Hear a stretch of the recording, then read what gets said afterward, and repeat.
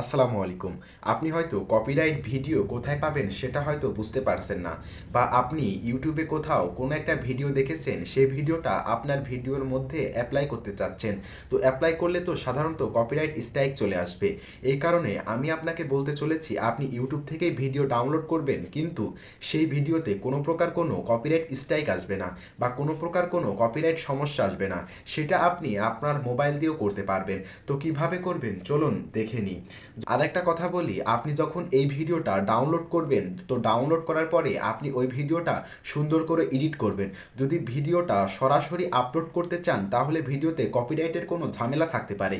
তার জন্য বলি, আপনি যদি আপনার ভিডিওতে ওই ভিডিও ফুটেজ ব্যবহার করতে চান, তাহলে অল্প কিছু হলেও ওই ভিডিওটা পরিবর্তন বা ওই ভিডিওটা একটু এডিট করে নেবেন, তাহলে কপিরাইট কোনো সমস্যা আসার সম্ভাবনা নেই।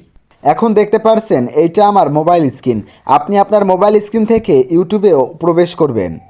ইউটিউবে আসার পরে আপনি আপনার এই যে সার্চ বার আছে, এই সার্চ বারে যেয়ে সার্চ করবেন।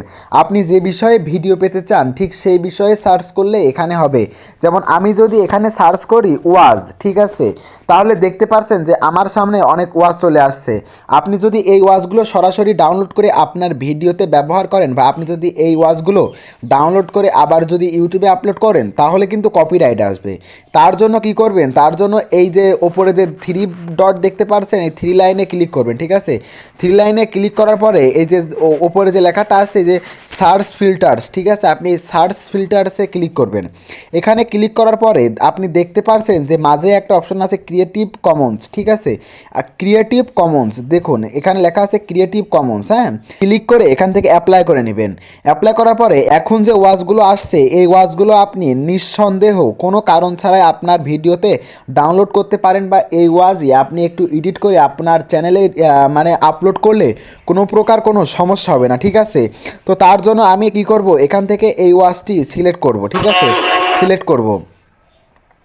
সিলেক্ট করার পরে আপনি একটু নিচে আসবেন। নিচে এসে এখানে যদি দেয়া থাকে লাইসেন্স, হ্যাঁ, এখানে যদি লাইসেন্স যেহেতু দেওয়া নেই, তাও এটা ব্যবহার করলে কোনো সমস্যা হবে না। কিন্তু কিছু কিছু ক্ষেত্রে নিচে লাইসেন্স দেওয়া থাকে, তাহলে ওইটা 100% ঠিক যে কোনো সমস্যা হবে না। তার জন্য আমি এখান থেকে এই ভিডিওটা ডাউনলোড করে নেব। যেমন এই এই যে শেয়ারে যাব, শেয়ারে যেয়ে কপি লিঙ্ক করে আপনি এভাবে ডাউনলোড করতে পারেন। আজকে ছিল এই পর্যন্তই। আপনি যদি কিভাবে ইউটিউব থেকে ভিডিও ডাউনলোড করে সেইটা জানতে চান, তাহলে অবশ্যই কমেন্ট করে জানিয়ে দিবেন।